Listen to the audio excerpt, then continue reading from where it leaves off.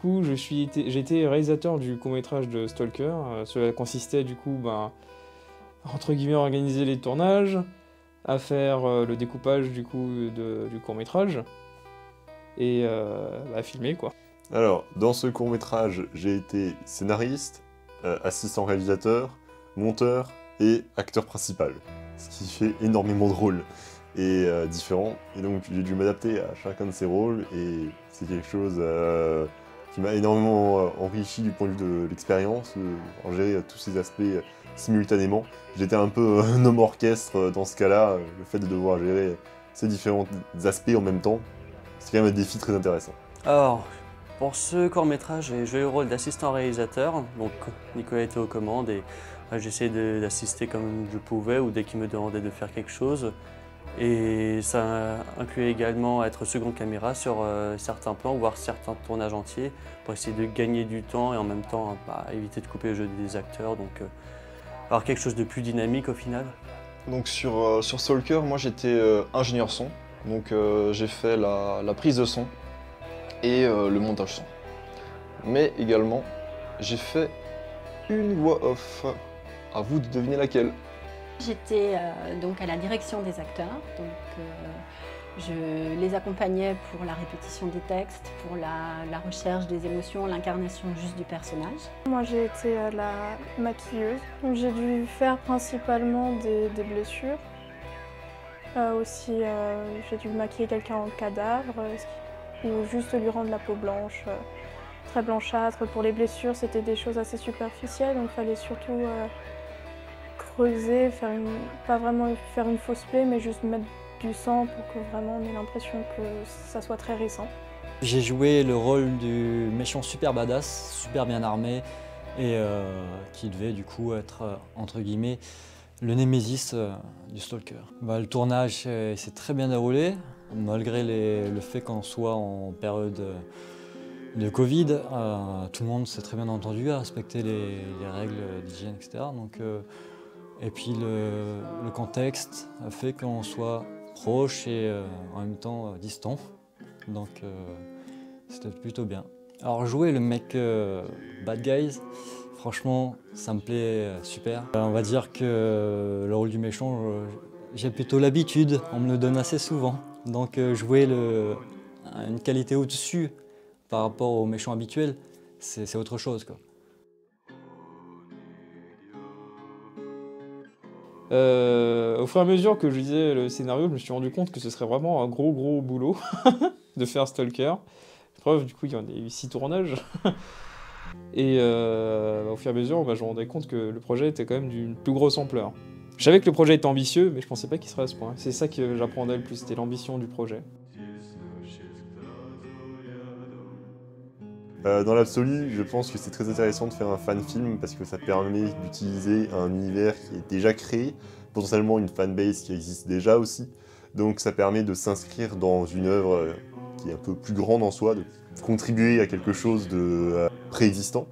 Donc en même temps, ça implique aussi des contraintes, c'est-à-dire qu'il faut respecter la cohérence de cet univers, prendre en compte les différents arcs narratifs, les différents personnages qui existent déjà, rester cohérent par rapport à l'ensemble. Donc en même temps, ça a des avantages, en même temps, ça a des inconvénients.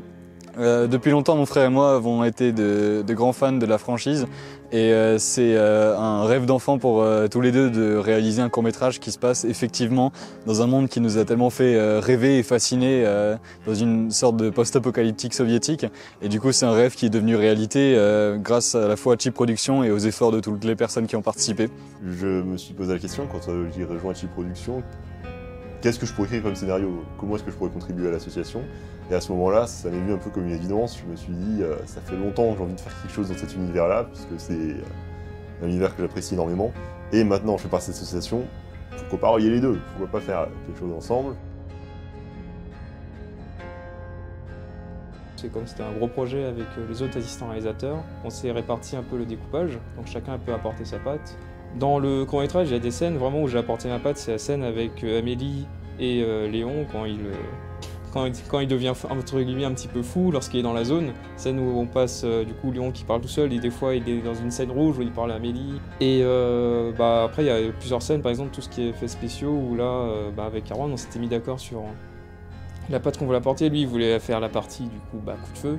Moi, c'était plutôt la partie, on va dire, entre guillemets, magique. Je sais pas comment expliquer ça.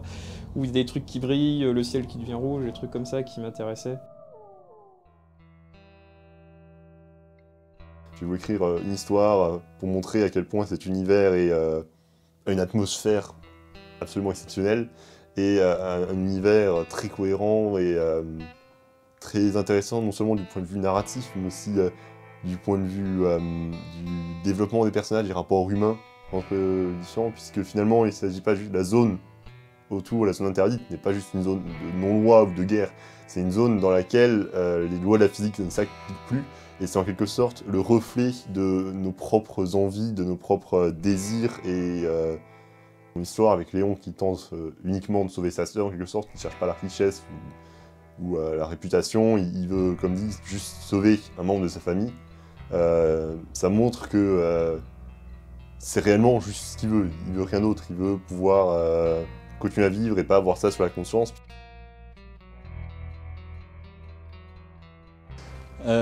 Alors c'est un tournage qui a été particulièrement éprouvant dans la mesure où nous avons dû porter de nombreuses tenues et armes différentes, mais c'était également un tournage très amusant en raison des différentes scènes de bataille et des lieux qui ont été particulièrement intéressants à explorer afin de trouver les lieux les plus adaptés pour procéder à un tournage optimal. Le tournage s'est très bien déroulé, malgré le fait qu'on soit en période de Covid, tout le monde s'est très bien entendu à respecter les règles d'hygiène. Alors, les difficultés rencontrées, je dirais que c'est principalement le temps. On a eu des petits problèmes d'organisation au tout début parce que je dirais qu'après Dîmes, c'est le deuxième plus gros court-métrage. D'ailleurs, c'est presque un moyen métrage, on peut dire, qu'on a réalisé. Donc il y a eu beaucoup de tournages qui ont duré extrêmement longtemps.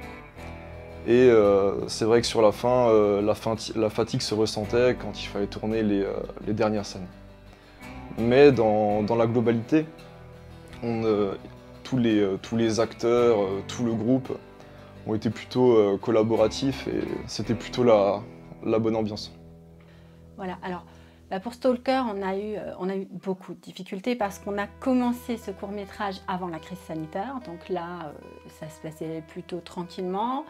On avait quand même sur ce court-métrage-là des lieux très différents, donc on a tourné dans le froid, dans les courants d'air, dans la saleté, dans la montagne, on a tourné dans des lieux intérieurs, donc l'adaptation à chacun des lieux de tournage était pas toujours évidente, surtout quand on arrivait tôt le matin, qu'il faisait super froid, qu'on était dehors à DMC. Essayer de rush pour essayer de faire un maximum de choses, prévoir une journée entière pour un tournage, ce qui a causé des problèmes parce qu'on était juste pas prêt à faire une telle organisation et en même temps, on a quand même utilisé la journée entière parce qu'on a cumulé les problèmes qui étaient dus soit à nous directement, soit à d'autres facteurs extérieurs qui nous ont stressés.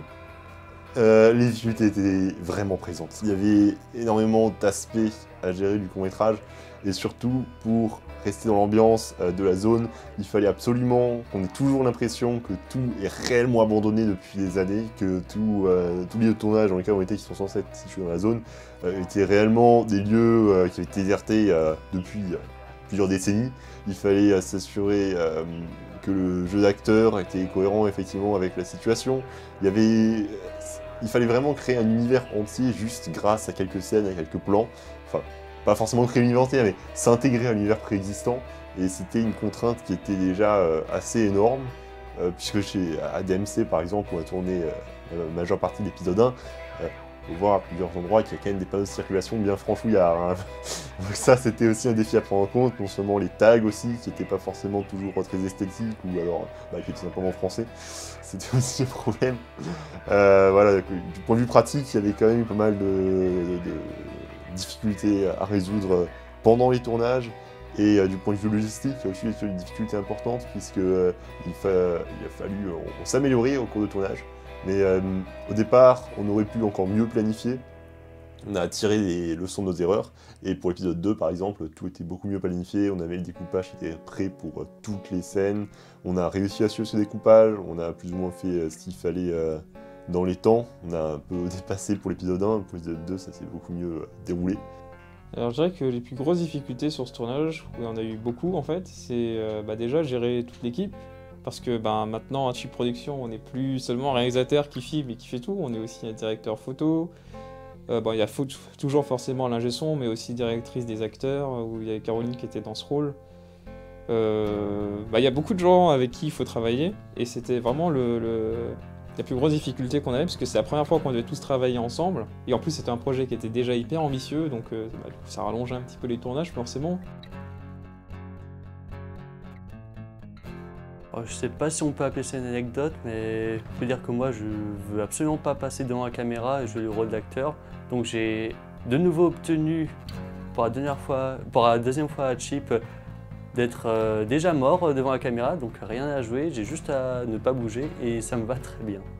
Comment on a géré le confinement?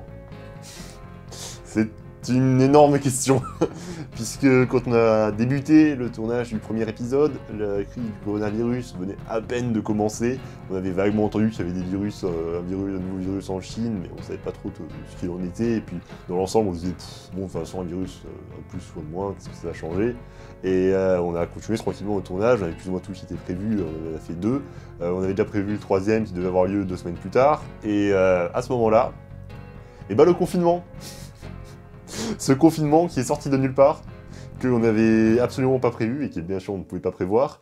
Ce qui a donc fait que entre 2 plans qui se passent dans l'anomalie de l'épisode 1, entre le plan où je me rends compte que je suis dans une anomalie et le plan où je me rends compte que je suis blessé et que je dois me soigner, il s'est écoulé plus ou moins 2020 en entier entre ces 2 plans. Le confinement, l'été entier, enfin énormément d'événements se sont passés entre ces 2 trucs, puisque ce deuxième plan a été tourné en septembre par rapport au premier qui a été tourné en février. Donc on voit très bien que du point de vue temporel, il s'est écoulé énormément de choses entre ces 2 plans-là. Et on a eu énormément de chance également de ce côté-là, de pouvoir profiter, de pouvoir s'organiser pour tourner l'épisode 2 en septembre 2020. Parce que si on l'avait pas fait, on n'aurait toujours pas fini. Donc, je vais d'abord vous parler de ça là. Il était censé faire le clap. Sauf que notre clap est dans un piteux état. D'ailleurs, c'est celui-là que j'ai utilisé là juste avant. Et on était vers très tard le soir et il devait faire une des dernières scènes. Et au moment où il doit clapper, le clap part en 1000 morceaux, tombe par terre, tout le monde rigole. Et il y a seulement ça là, qui s'énerve et qui balance des jurons, mais à tire-larigot. Ça m'a fait... ça m'a marqué parce que c'est moi qui est censé faire du coup le montage son. Et j'ai revu cette scène du coup dans le montage son. Et franchement, c'est inoubliable ce truc, c'est incroyable. Ça m'a fait un petit peu de peine quand même pour lui.